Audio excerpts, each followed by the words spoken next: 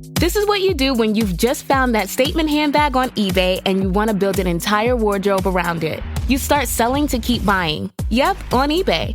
Over that all-black everything phase? List it and buy all the color. Feeling more vintage than ever? It's out with the new and in with the pre-loved. Next thing you know, you've refreshed your wardrobe basically without spending a dime. Yeah, eBay, the place to buy and sell new, pre-loved, vintage, and rare fashion. This episode is brought to you by Indeed. We're driven by the search for better, but when it comes to hiring, the best way to search for a candidate isn't to search at all. Don't search, match with Indeed. Use Indeed for scheduling, screening, and messaging so you can connect with candidates faster. Listeners of this show will get a $75 sponsored job credit to get your jobs more visibility at Indeed.com/MBO. Terms and conditions apply. Bienvenido a mi podcast The Traveling Flaneur, donde hablo de la economía, política, historia y cultura de los lugares que he visitado. También te doy consejos de viaje, te digo qué sitios recomiendo visitar, qué cosas hacer y dónde comer. La vida de un flaneur es la vida de un observador, la de una persona que vaga sin rumbo, con los ojos siempre abiertos ante cualquier oportunidad. Es una persona que no tiene afán y prefiere el camino al destino. Creo que en este mundo tan apresurado en el que vivimos, hacen falta más flaneurs y espero que disfrutes este podcast desde la perspectiva de un flaneur viajero. Hola y bienvenido a Bosnia y Herzegovina. Este país de los Balcanes fue uno de mis favoritos por su interesantísima historia y además sus paisajes. Aunque este país no es muy reconocido o famoso como los otros de los Balcanes, es uno que definitivamente deberías agregar a tu lista para visitar, y hoy espero llenarte de razones para hacerlo. Bosnia y Herzegovina comparte fronteras con Croacia al oeste y norte, Serbia al este y Montenegro al sur. Durante el desmembramiento de Yugoslavia, Bosnia y Herzegovina fue el segundo país en separarse, obteniendo su independencia en 1992. Pero con una historia bastante más dramática que Croacia o Eslovenia. Es más, este país me atrevería a decir que fue uno de los que más sufrió junto con Kosovo, pero más adelante te daré algunos detalles de eso.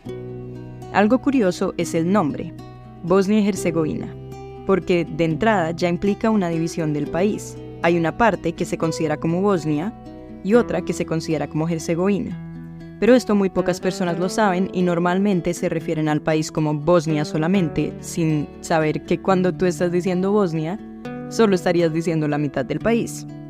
Y en mis próximos capítulos estaré hablando del país como Bosnia por facilidad, porque si digo Bosnia y Herzegovina cada vez será muy largo, pero hago la aclaración para que conozcas y sepas el detalle del nombre, y que aunque voy a hablar de todo el país, normalmente me voy a referir a este país como Bosnia. A diferencia de Croacia, este país no tiene costa marítima, pero tiene muchas montañas, ríos y ciudades muy históricas. La capital se llama Sarajevo, y tal vez la has escuchado en alguna de tus clases de historia en el colegio, porque acá fue donde fue asesinado el archiduque Franz Ferdinand, que fue el evento que inició la Primera Guerra Mundial.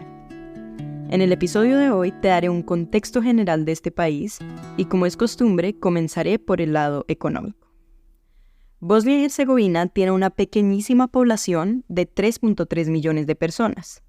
Esto es como un tercio de Bogotá, y es todo el país, aunque espacialmente sí que es un país grande.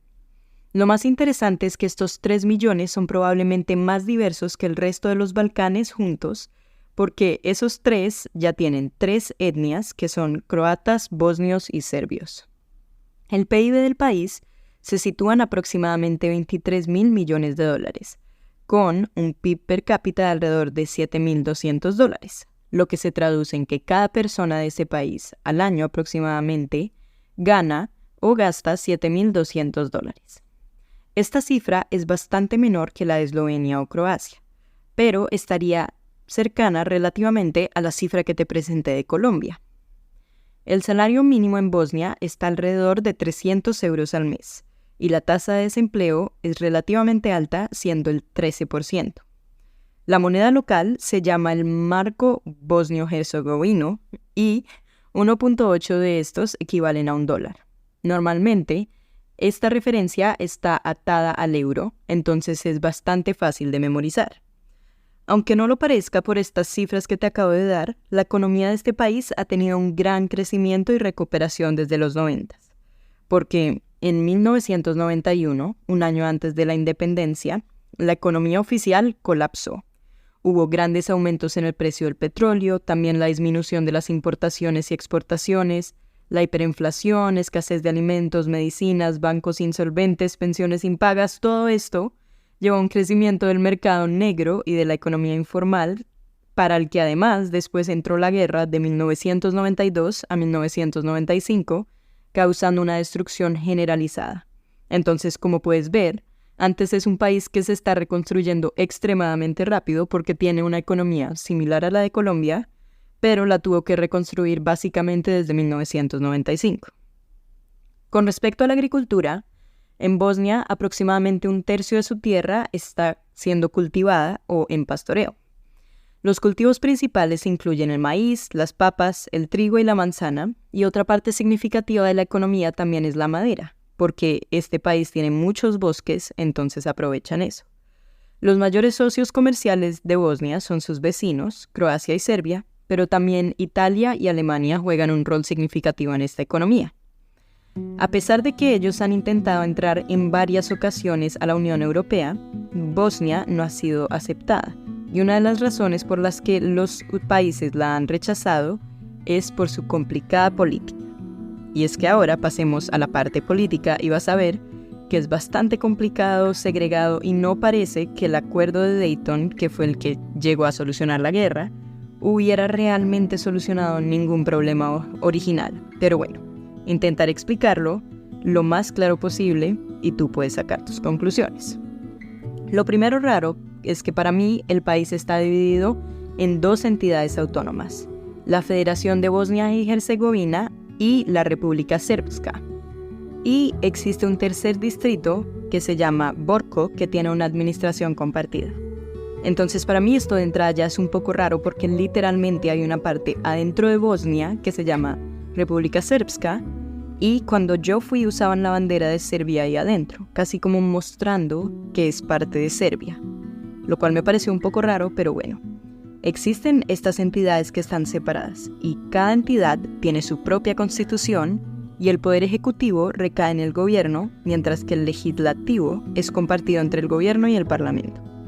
Pero ahora entremos a otras cosas raras. El sistema de gobierno que fue establecido por los acuerdos de Dayton de 1995 tiene 3 presidentes, uno de cada etnia, uno bosnio, uno serbio y uno croata. Las entidades se basan territorialmente en las posiciones que ocupaban las fuerzas en el conflicto al firmarse los acuerdos de Dayton. Entonces, la verdad, este acuerdo no fue que estableciera una paz muy estable, casi que fue como un paro a la guerra, cada uno quédese donde está y gobierne donde esté, y estableció que el país quedara así un poco separado. Para mí fue sorpresivo que un país tan pequeño de solo 3 millones tenga 3 presidentes, y que además, un país teniendo este pasado un poco turbulento, que tuviera que firmar acuerdos en Estados Unidos, tuviera una política tan rara hoy en día. Pero bueno, la verdad creería que este acuerdo lo que debería crear es tolerancia y no más divisiones. Pero esa es mi mejor explicación de la política actual de Bosnia. Pero para entenderlo mejor, voy a pasar a contarte sobre la historia de Bosnia que te adelanto, es la más interesante de todos los Balcanes. Todo comenzó desde el siglo II a.C., cuando los romanos llegaron al territorio de Bosnia y la mayor parte del área de la moderna Bosnia se incorporó a la provincia romana de Dalmacia. Durante los siglos IV y V después de Cristo, los ejércitos romanos sufrieron fuertes derrotas en esta región a manos de los godos invasores.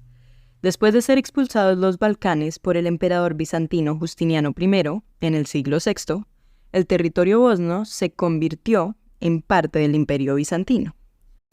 This is what you do when you've just found that statement handbag on eBay and you want to build an entire wardrobe around it. You start selling to keep buying. Yep, on eBay. Over that all-black everything phase? List it and buy all the color. Feeling more vintage than ever? It's out with the new and in with the pre-loved. Next thing you know, you've refreshed your wardrobe basically without spending a dime. Yeah, eBay, the place to buy and sell new, pre-loved vintage and rare fashion. This episode is brought to you by Indeed. We're driven by the search for better, but when it comes to hiring, the best way to search for a candidate isn't to search at all. Don't search, match with Indeed. Use Indeed for scheduling, screening, and messaging so you can connect with candidates faster. Listeners of this show will get a $75 sponsored job credit to get your jobs more visibility at Indeed.com/MBO. Terms and conditions apply. Después, los eslavos comenzaron a establecerse en este territorio en el siglo VI. Una segunda ola de eslavos del siglo VII incluyó a dos tribus poderosas que eran los croatas y los serbios. Durante los siglos VIII y IX, partes de Bosnia fueron conquistadas por los francos de Carlomagno y posteriormente se convirtieron en parte de Croacia bajo el rey Tomislav. Después de la muerte de Tomislav, gran parte de Bosnia fue gobernada por un principado serbio que reconocía la soberanía del Imperio bizantino. Bosnia experimentó diversos periodos de gobierno durante los siglos XI al XIV, incluyendo el bizantino, la incorporación al serbio y el gobierno húngaro.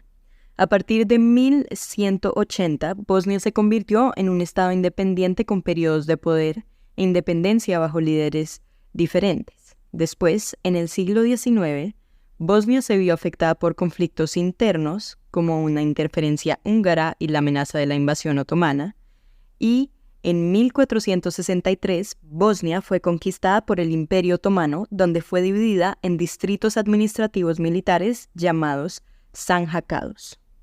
Bosnia fue parte del Imperio Otomano hasta principios del siglo XX. Durante la Segunda Guerra Mundial, Bosnia sufrió enormemente con la masacre de judíos y serbios por parte de los ustachas croatas.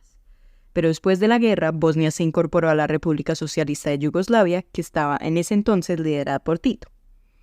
Después, en 1991, se declararon las regiones autónomas serbias, en áreas con población serbia, y la Armada Popular Yugoslava se utilizó para enviar entregas secretas de armas a los serbios bosnios. La situación empezó a empeorar con la guerra en Croacia y la proclamación de dos comunidades croatas en Bosnia en noviembre de 1991. Entonces acá, como ves, ya se empezó a complicar todo. Y en 1992, la independencia de Bosnia, que fue reconocida por un referéndum que la respaldó, fue la que llevó a una gran guerra que estalló, involucrando diversas facciones, y para mayo de 1992, aproximadamente 2/3 del territorio bosnio estaban bajo el control serbio. La situación militar se estuvo manteniendo en gran medida estática a partir de 1992, con la formación de un ejército bosnio y croata que básicamente estaban intentando atacar a los otros. En este momento, la ONU no se metía mucho, pero les enviaba comida. Pero después llegó la masacre de Srebrenica, en julio de 1995, donde las fuerzas serbias bosnias mataron a más de 7.000 hombres bosnios, y ahí sí se destacó la capacidad de la ONU para poder proteger todas estas áreas. La situación después cambió en 1995, con los ataques aéreos que fueron concentrados, liderados por la OTAN, y después de la masacre de Srebrenica y otros eventos que se van a juntar después cuando veamos la historia de Kosovo, todo llevó a las fuerzas serbias bosnias a aceptar negociaciones de paz en Dayton, Ohio, en noviembre de 1995. Como te venía diciendo, los acuerdos de Dayton dividieron Bosnia y Herzegovina en una federación croato-bosnia y una república serbia con una fuerza internacional para hacer cumplir el acuerdo. Se realizaron después las elecciones en 1996 y se estableció la presidencia tripartita. Entonces, como ves, este país salía de una cosa y entraba a otra hasta que por fin llegó a estar más estable. Y bueno, ahora hablemos de todo lo que hace que este país sea bueno, porque aparte de la historia, que es muy interesante, lo mejor definitivamente es su magnífica cultura. Y es que, en serio, creo que en pocos países encuentras tanta diversidad en una misma cultura. Normalmente lo que ves es una mezcla de culturas, pero esta cultura bosnia está llena de diversidad porque, como escuchaste, todas las civilizaciones que pisaron este país llegaron a dejar su huella en cosas como la comida, por ejemplo. La comida bosnia es una delicia. Es una fusión entre la comida de los Balcanes, pero también incluye comida turca y comida italiana. Puedes disfrutar de platos típicos como la pizza, pero también hay coles rellenas de carne picada, kebabs o como ellos lo llaman, sus cevapci, albóndigas, y la bebida típica definitivamente es el café. Y ellos tienen una vajilla especial para tomar café que es muy linda, yo me compré un set, y te hablaré de eso en el episodio de Sarajevo. Pero para ellos, el café es súper importante en su cultura y tiene una presentación y preparación especial. Otra cosa que valdría la pena destacar es la diversidad lingüística de Bosnia. A pesar de su tamaño relativamente pequeño, este país conserva una variedad de idiomas enorme gracias a las influencias literarias y además por la diversidad permitida por los otomanos. Hay actualmente, como podrías adivinar, 3 idiomas locales: el bosnio, el croata y el serbio. Entonces todas las personas que conoces hablan por lo menos 4 idiomas, porque te están hablando en inglés más estos 3. Algo que también me impresionó es la hospitalidad y tolerancia de las personas. Creo que este país, como ha sufrido tanto y todos los conflictos lo han llevado a fortalecerse, perdonar y ser más tolerante, lo llevan a ser uno de los países más hospitalarios. Además, ves tolerancia en cosas como la religión, por ejemplo, porque las 3 principales religiones son los musulmanes, los católicos y los ortodoxos, pero vas a ver todos los templos cerca y cada uno respeta las creencias de los otros. También son súper amables y todos te reciben con mucho cariño y quieren enseñarte su cultura e historia, algo que me gustó muchísimo. Y bueno, aparte, todos los paisajes que vas a ver son impresionantes y hay mucho por visitar. Entonces, para terminar mi episodio, te daré el resumen de todos los consejos de viaje para ir a Bosnia. Sergeant and Mr. Smith, you're gonna love this house. Bunk beds in a closet? There's no field manual for finding the right home. But when you do, USAA Homeowners Insurance can help protect it the right way. Restrictions apply. Right now, get scary good deals on select Ring cameras and doorbells. See who's there. Keep your scaredy cats company. Oh, it's okay, sweetie. I'll be home soon. And protect your crypt from the real monsters. Oh, come on. The sign says take one. Save big on select Ring devices right now at ring.com. Primero, ¿cuánto tiempo quedarte? Yo me quedé 4 días y medio. Durante este tiempo estuve principalmente en Sarajevo, también fui a Mostar un día y otro día tomé un tour para visitar varios pueblos y montañas de la zona. Para mí fue el tiempo perfecto. Segundo, ¿es seguro? Sí. Aunque suene como el pasado turbulento, hoy Bosnia es un lugar diferente y es seguro. Yo viajé sola y no tuve ningún problema. Tercero, el clima. Creo que este clima varía un poco más que el de Croacia, pero en general no llega nunca a ser muy frío. Pero otra vez depende de la estación. La mejor época para viajar sería primavera u otoño. Cuarto, ¿cómo llegar? Yo llegué en avión y salí en bus. Creo que en general estos 2 funcionan mejor porque no vi opciones de tren cuando estaba agendando. Quinto y último, ¿requerimientos para visitar? Bosnia no me exigió visa como colombiana y no le exige a la mayoría de países, pero como no es parte de la Unión Europea, siempre es bueno validar que no le pidan a tu país. Entonces te dejo el link en la descripción para que puedas revisar si te piden visa o no para visitar Bosnia. En mis próximos capítulos vamos a explorar más a fondo las diferentes ciudades de Bosnia y te voy a dar todos los consejos para saber qué cosas debes hacer en cada una de ellas. En la descripción de este episodio encontrarás todos los links que normalmente uso para reservar mis cosas. Espero que después de escuchar ya sepas un poco más sobre Bosnia y Herzegovina. Comenta qué fue lo que más te sorprendió. Comparte mi contenido con alguien más que le encante viajar. Déjame un review para saber qué tal te parece mi podcast y te espero la próxima semana para visitar Sarajevo. ¡Buen viaje!